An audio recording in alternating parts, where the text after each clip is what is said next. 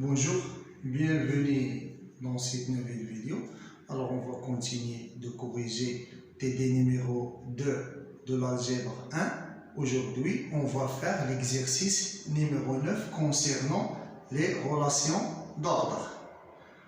Alors notez bien que la différence entre relation d'équivalence et relation d'ordre, pour montrer qu'une relation est une relation d'équivalence, on montre la transitivité, la symétrique et la réflexivité. D'accord? La réflexivité, la symétrique et la transitivité. Pour la relation d'ordre, on montre la transitivité, c'est la même que la relation d'équivalence. On montre aussi la réflexivité, c'est la même chose que la relation d'équivalence. Et la différence, c'est que d'une relation d'équivalence, on montre la symétrique et dans une relation d'ordre, on doit montrer que la relation est une relation antisymétrique. D'accord? Alors c'est ça la différence. Symétrique, antisymétrique. Alors, avant de commencer l'exercice, on commence par une petite rappel sur les relations d'ordre. Avant de commencer le corriger l'exercice 9, je vais faire un rappel sur les relations d'ordre. Alors, soit R une relation d'ordre sur un ensemble E, alors R est une relation d'ordre total si quel que soit x, y appartenant à E, c'est-à-dire quel que soit le choix de x et y dans O, alors x et y sont comparables. D'accord? C'est-à-dire quel que soit R est dit d'ordre total si quel que soit x, y appartenant à E, x et y sont comparables, c'est-à-dire x est en relation avec y ou bien y est en relation avec x. Par exemple, dans l'ordre usuel sur R, alors quel que soit x et y appartenant à R, alors forcément on trouve soit x inférieur ou égal à y, soit y ou bien y inférieur ou égal à x. Alors l'ordre usuel sur R est un ordre total. D'accord? C'est le cas contraire, c'est-à-dire si on trouve deux éléments x, y qui ne sont pas comparables, alors on dit que la relation R est une relation d'ordre partiel. D'accord? Par exemple, dans le cas si on menait P de E, P d'un ensemble E, par l'inclusion. D'accord? Alors, si on prend par exemple deux parties A et B, deux éléments de P de E, tels que A inter B par exemple égale à l'ensemble vide, alors A n'inclut pas dans B et B n'inclut pas dans A. Alors on peut trouver des parties de E telles que A n'inclut pas dans B et B n'inclut pas dans A. D'accord? Alors l'inclusion est une relation d'ordre partiel. Elle n'est pas totale. D'accord? Alors, deuxième rappel, par exemple, si on suppose que R est une relation d'ordre sur un ensemble E et A une partie de E. Alors, un élément N est dit majorant de A si quel que soit l'élément X appartient à A, X est en relation avec N. D'accord? C'est comme le cas de l'ordre usuel dans R. Par exemple, si on a A une partie de R, alors M est un majorant de A. Si quel que soit X appartient à A, alors on aura X il est inférieur ou égal à M. Dans ce cas, la relation d'ordre, c'est inférieur ou égal. C'est la même chose ici. Alors M est dit majorant de A. Si quel que soit X appartient à A, X est en relation avec M. Si de plus, si M, si cet majorant appartient, si M appartient à A, alors M, dans ce cas, il dit le plus grand élément de A.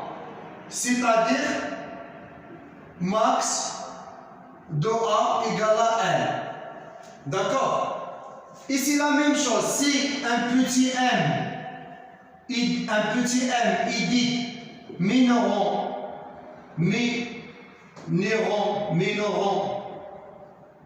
de A, si quel que soit x appartient à A, on aura m et en relation avec x. C'est la même chose pour un minorant. Par exemple, m est dit minorant de A, si quel que soit x appartient à A, on trouve que x est supérieur ou égal à m. Dans ce cas, m est un minorant. C'est-à-dire m il se trouve à gauche. C'est la même chose. On dit que petit m est un minorant de A, si quel que soit x appartient à A, petit m est en relation avec x. D'accord? Avec R est une relation d'ordre. R est une relation d'ordre. Si de plus, si petit m appartient à A, alors petit m est dit le plus petit élément de A. D'accord? Si m appartient à A, est appelé le plus petit élément de A et appelé le min de A égale à petit m. Alors, le plus petit majorant est appelé sup de A. Le plus petit des majorants, parce que parfois, le plus petit majorant, il n'appartient pas à A. Suivez-moi s'il vous plaît.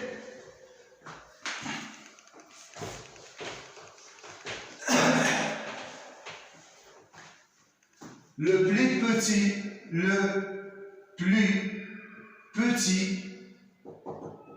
des majorants appelé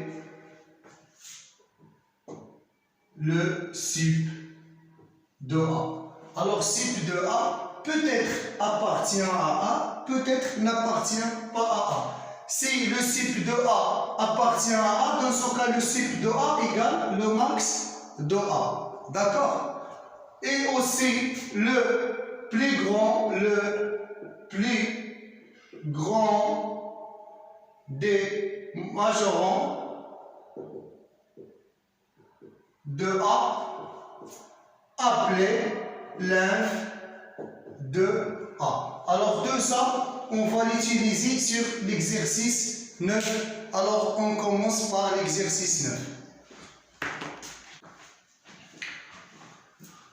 On considère sur N la relation notée par cette symbole définie par M est en relation avec N équivalent que M divise N. D'accord? Alors, cette relation est définie par M divise N. On montre que cette relation est une relation d'ordre. Alors, pour montrer qu'une relation est une relation d'ordre, alors on doit montrer la réflexivité, c'est comme le cas d'une relation d'équivalence. On montre aussi la transitivité, c'est comme le cas d'une relation d'équivalence, mais la différence entre relation d'équivalence et relation d'ordre, c'est que la relation d'équivalence, on doit montrer qu'elle est symétrique, mais ici, pour montrer une relation d'ordre, alors on doit montrer qu'elle est antisymétrique. D'accord? Alors, pour la réflexivité, on a quel que soit N appartient à N, N divise N. D'accord? Alors, d'après la relation n divise n, alors n est en relation avec n. Ça, c'est la réflexivité. Pour l'antisymétrique, alors on prend deux éléments quelconques de n, tels que n est en relation avec n, et n est en relation avec n, et on montre que n égale à n. C'est ça l'antisymétrique. Pour l'antisymétrique, on prend deux éléments qui vérifient la propriété m en relation avec n et n en relation avec n, et on montre que n est égal à n.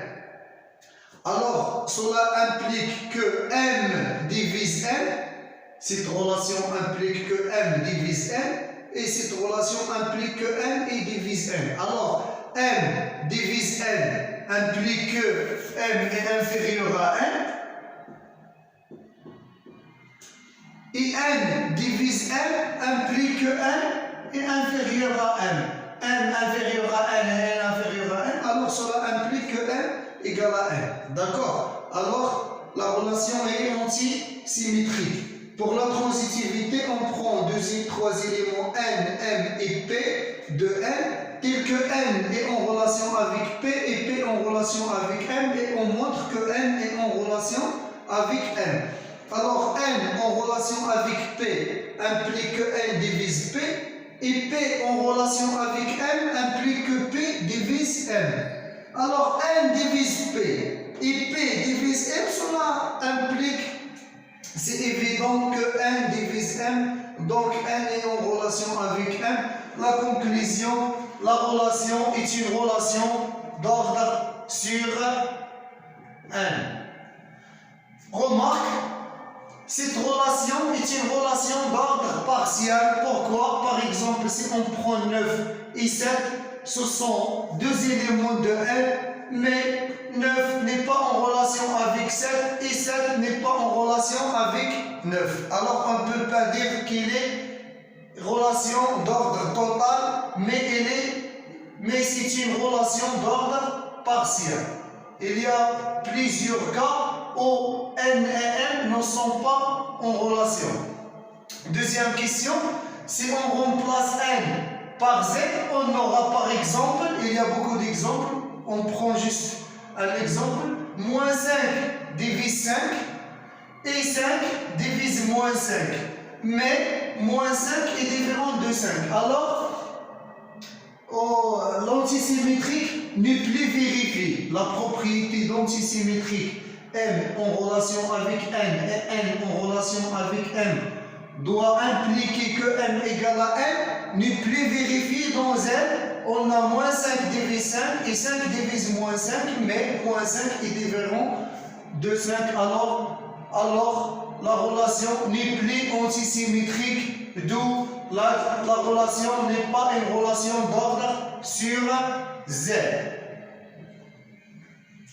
Troisième question. Alors, qu'est-ce qu'on doit montrer? Est-ce que l'ensemble n admet un plus grand élément, ou bien et aussi est-ce qu'il admet un plus petit élément? On a, quel que soit n appartient à n divise 0, parce que 0 divise tous les nombres. Tous les nombres. Tous les nombres divisent 0. Chaque nombre divise 0, soit dans 1, soit dans R, soit dans 0. Chaque nombre divise 0. Alors, on a quel que soit n appartient à n divise 0. Donc, n est en relation avec 0 pour toute n. Donc, 0, puisque 0 appartient à n, donc 0 est le plus grand élément de l'ensemble ordonné n, cette relation. D'accord? Alors, le plus grand élément doit inclure dans l'ensemble étudié, doit appartenir dans l'ensemble étudié. Sinon, il sera un majorant, n'est pas le plus grand élément. D'accord? Remarque, pour bien comprendre ça, l'ensemble n étoiles mené de la relation d'ordre étudiée n'admet pas un plus grand élément. D'accord? Mais elle admet 0 comme majorant. Pourquoi? Parce que 0 n'inclut pas dans n étoiles. Mais quel que soit n appartient à n étoile, on trouve que n est en relation avec 0. Alors 0, c'est un majorant, mais il n'est plus, ne peut pas dire que c'est un plus grand élément. D'accord? Parce qu'il n'appartient pas à n étoile. Deuxième, on a, quel que soit n appartient à n, 1 divise n. 1 divise n, et ceci, quel que soit n appartient à n.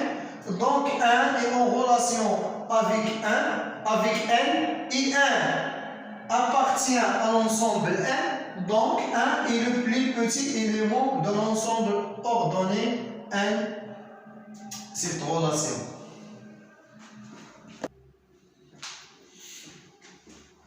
Quatrième question, soit A, 4, 5, l'ensemble constitué des éléments 4, 5, 6, 7, 8, 9, 10, est une partie de n. Alors, est-ce que A admet un plus grand élément? Ou bien est-ce que A possède un plus grand élément? Non. Pourquoi? Parce que si A admet un plus grand élément, alors tous les éléments de A doivent diviser cet élément. Par exemple, si on suppose on a 4 n'est pas un multiple de tous les éléments de A, 4 n'est pas multiple de tous les éléments de A, alors il ne peut pas être un plus grand élément. 5 aussi n'est pas un multiple de tous les éléments. 6 aussi, 7, 8, 9 et 10. D'accord? 10, c'est un multiple de 5, mais n'est pas multiple de 4. 8, multiple de 4, mais n'est pas multiple de 5. D'accord? Alors A n'admet pas un plus grand élément. Aussi A ne possède pas un plus petit élément. Pourquoi? Parce que 4 ne divise pas tous les éléments. Si A admet un plus petit élément, par exemple, pour A admet plus petit élément, on doit avoir que, quel que soit n appartient, par exemple, si petit m est le plus petit élément. Premièrement, n doit être appartient à A. Pour que n, petit m, je vais écrire. Regardez-moi. Pour que petit m soit plus petit élément de A, premièrement, m doit être appartient à A, et deuxièmement, quel que soit x appartient à A, n doit être en relation avec x. C'est-à-dire que n doit diviser tous les éléments de A pour qu'il soit un plus petit élément. On a 4 ne divise pas tous les éléments, 5 ne divise pas tous les éléments, 6 ne divise pas tous les éléments, 7 et 8 et 9 et 10 aussi ne divisent pas tous les éléments. Alors, A ne possède pas un plus petit élément. D'accord? Pour la question 5, alors, comment on peut compléter A pour qu'il possède un plus grand élément? Alors, pour que A possède un plus grand élément, il faut le compléter par un élément qui serait un multiple pour tous les éléments de A. D'accord? Pour que A doit avoir un multiple, on doit la compléter par un élément 1, tel que, quels que soient les éléments de A, quel que soit n appartient à A, on aura que n est en relation avec m. C'est-à-dire que n divise n. C'est-à-dire que n est un multiple de tous les éléments de A. D'accord? Alors, il faut la compléter par un élément qui serait multiple de tous les éléments. Alors, on cherche d'abord le PPCM, c'est-à-dire le plus petit commun multiple de tous les éléments de A. Alors, pour cela, on décompose les éléments de A, on introduit des nombres premiers. D'accord? Alors, 4 égale à 2 à la puissance 2, 6 égale à 2 fois 3, 8 égale à 2 à la puissance 3, 9 égale à 3 à la puissance 2, 10 égale à 2 fois 5. 5 est un nombre premier, ici 5. 7 est un nombre premier, 6, 7. Alors, pour avoir le plus petit commun multiple de tous ces éléments, alors, je dois choisir les coefficients communs dans la puissance le plus élevée. Ici 2 à la puissance 2, ici 2, ici 2 à la puissance 3, ici 2. Alors je choisis 2 à la puissance 3. D'accord? Alors pour 3, ici 3, ici 3 à la puissance 2, alors je choisis 3 à la puissance 2. Pour 5, ici 5, ici 5, alors 6, 5. Et ici, il y a 7, alors 7. Donc 2 à la puissance 3 fois 3 à la puissance 2 fois 5 fois 7, c'est 2520.